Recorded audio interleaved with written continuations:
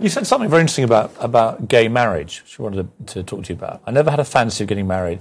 The more I lived in the US and had friends who were gay or lesbian and watched them struggle in this society where you can only get married if you have the right kind of love, I think love is love and we should all have the same rights. It's a divine right. And, you know, when government starts to tell us who can love and what is good love, whether it's a government or a government built on a certain religion, I do have a problem with that. I do. You know, and I think if you want to bring it back to the politics, to have a discussion about politics, I do have a problem with the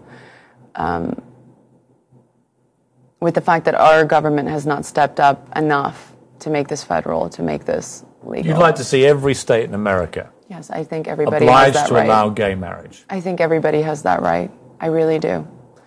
And for me, it's, you know, I think people kind of took that quote and really try to make it about a statement for myself.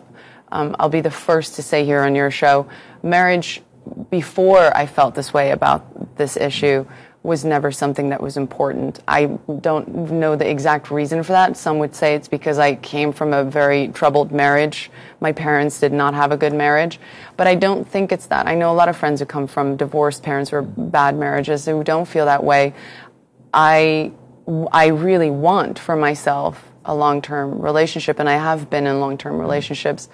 And so I want that kind of, that's the kind of union that I want.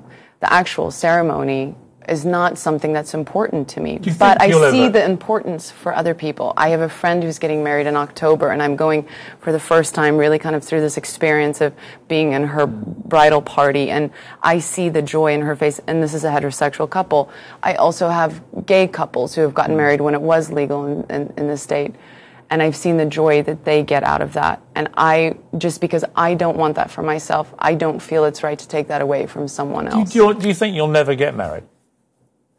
I don't. I mean, look, here's the thing. When you're in partnership with someone, you have to also respect how the other person feels. And I don't want to be one of those, you know, my way.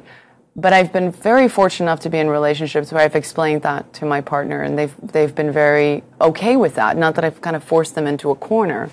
I treat my relationships like marriages. I really do. And for me, I feel a lot of marriage, you know, taking away if you're living by the standard of what you believe in marriage is, a lot of it is really great in the celebration of finding a dress and getting dressed, and for the girl, especially feeling like a princess.